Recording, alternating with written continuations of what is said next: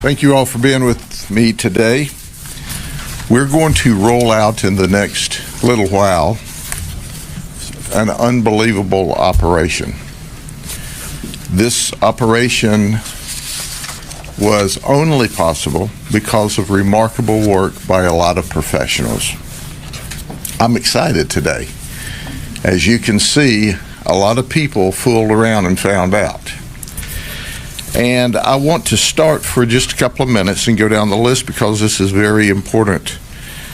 I want to make sure that we recognize, for example, our NGOs, One More Child and Heartland for Children, and you'll hear from them in a few minutes. Heartland for Children is contracted to DCF because when we do these human trafficking operations, we make sure that we're able to begin services immediately as soon as we discover them.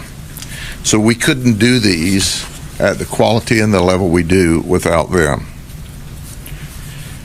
There's been a change of administration, I don't know if you noticed, in the White House, and now we are allowed to have ICE with us. ICE was embedded with us for the first time. Now there's two groups of ICE that you'll see and hear from, HSI and the ERO side. Then, as you see in front of you here, my colleagues from around the state and around the country, we have a National Innovation Academy. They were also embedded. It's part of their training curriculum. We have an 8-week program, and it is a high-end program for those who are in leadership positions in law enforcement agencies around the country. And it's important that we give them some real-world, hands-on technology experience. We appreciate them being there. And by the way, if you've not sent people to this NIA, this National Innovation Academy, you're just not as cool as you could be. I just want to add that, okay? For the first time, our Sheriff's Artificial Intelligence Laboratory helped set up the infrastructure for this. It's the first of a kind.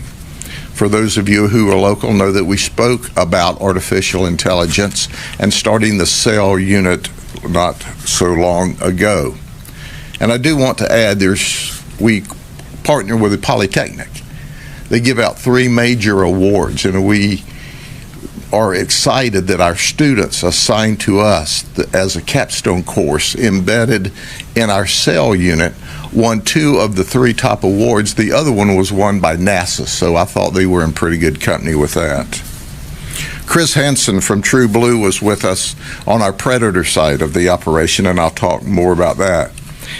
Angie Morchi for Sinclair Broadcast, which has 90 television stations, was also embedded with us, and you may recognize her from Spotlight on America. So why do I talk about all of that? Because it's the partnerships and the relationships and the trust that make successful operations occur. That is foreign to some law enforcement agencies in some parts of the nation, but it's not foreign to us here. It's how we've done business for a very long time. I'm going to go through real quick. You've already heard from One More Child. There's going to be 2 speakers, Jody DeMangi and Stacy Ham will speak with us. The Hardy County Sheriff's Office is here with Vint Crawford. Osceola participated with Sheriff Lopez. ICE, David Grady, who is the Assistant Field Office Director, is going to speak. DCF is here with Amanda Wilson. The Attorney General's Office is here, and Rita Peters is going to speak. She, by the way, I like to brag on Miss Peters. That's her professional name. We call her Rico Rita around here. If you're involved in an organized criminal enterprise and she hasn't prosecuted you yet, she will. Just wait. Homeland Security, Tom Fowler, Haines City PD, Zephyr Hills PD, Chief Derek Brewer. Haines City PD was Chief Hopwood. Lake Alfred PD, Chief Bodenheimer. Lake County Sheriff's Office, Captain Ron Patton. Lake Wells PD, Captain Stephanie Cook. Bartow PD, Captain Bill Stevens. Davenport PD, Captain Don King. Auburndale PD, Lieutenant Skinner. Now the other agencies that aren't here that also participated: the U.S. Army CID, Pasco Sheriff's Office, Hillsborough Sheriff's Office, Claremont Police Department, Marion Sheriff's Office, Winter Haven Police Department, Tampa Police Department, Pinellas Police Department, and obviously our state attorney's office, Brian Haas, who is the absolute very best. Now, I'm going to go off script here for just a second, because whenever we do these operations, there's a mastermind behind it that you never see. Well, our mastermind's about to retire. Bobby, come stand up here for a minute. Lieutenant Bobby Kirkpatrick is simply the very best. So when you see this operation today, I want you to know that the silent genius behind all this is this man right here. He's been with us an entire career, and retirement time's come. We're not going to let him stay retired long. We're going to bring him back doing something somewhere.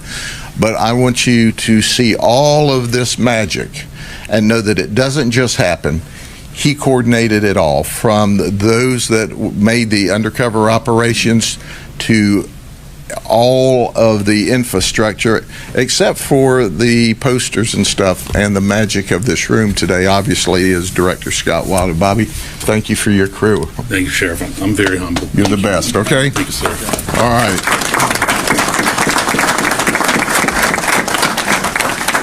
So the important thing to remember with this operation, there were three components. There was a human trafficking component, a child predator component, and an illegal immigration component. We arrested 255 people in 9 days. 141 Johns, 93 prostitutes, 10 others that drove for proceeds and etc. We had people come from 12 different states to be arrested in Polk County, Florida. Obviously, they must live under a rock, but now they live in the county jail. They also came from Puerto Rico. We arrested a huge number of child predators, 11.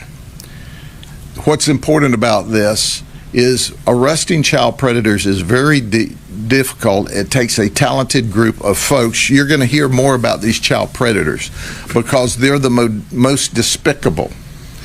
And I can tell you that if we didn't make any of these arrests and only had one child predator we took out of circulation, all of the resources would have been worth it. Illegal immigration, as you know, is on everyone's mind, and you can watch the evening news depending on what you watch, what you want to hear. But I can tell you that about 15% of all of our arrests in the human trafficking operation and our predator operation, about 15% were here illegally in this country. You'll hear more in a minute. They came from Venezuela, Cuba, Honduras, Mexico, Haiti, Colombia, Guatemala. 22 of these folks were receiving government assistance. That's right. We work, we all work, we pay taxes, and then that tax money was given to these folks to use to come commit crime. I want you to think about that the next time you look at your pay stub and see your money going out to the federal government. Know that the federal government is giving money to these folks so that they don't have to work and can come here and violate the law. The youngest we arrested was 17, the oldest was 70. Our folks stand in the gap between good and evil. They took 8 firearms during this operation from 8 different suspects. 25 people were charged with narcotics. We filed 386 new charges, 102 felonies, 284 misdemeanors. Now, there's always some that say, oh, it's low level, you know, it's consenting partners and yaddy. And once you get over that, understand these folks had as many as 919 previous criminal charges. One guy we'll discuss had 2 murder charges. And by the way, he spent a long time in prison, but he got out just in time to fool around and find out. You'll see occupations from military, 1 active Navy, 13 veterans, a medical doctor, a retired NFL player, engineers, insurance brokers and agents, regional vice president of a timeshare, Walmart store manager, party planner, IT database, IT software engineer, an IT guy that works in a technology area at an international airport. Now, that gives me comfort. IT database guy for the federal government. Crane operators, business owners, and in the medical field, RN, CNA, medical techs. We had a lot of different people from a lot of walks of life here. But you can see how remarkable this operation is, and I am going to go over in just a few minutes some of the things that you just can't believe. Now, I'm going to start with the predators. They're the ones that obviously worry me the absolute most. I'm going to go through these quickly because we have several of them. This is Arthur Denard. He's a registered sex offender already out of Tampa. And he's registered because he had sex with a minor in 2007. He's been to prison on 2 different occasions, and he's out. We've said it over and over. If a sex predator is out, he's dangerous. And he came here thinking he was going to have sex with a 15-year-old child. In fact, he didn't actually travel. He just talked online, and Tampa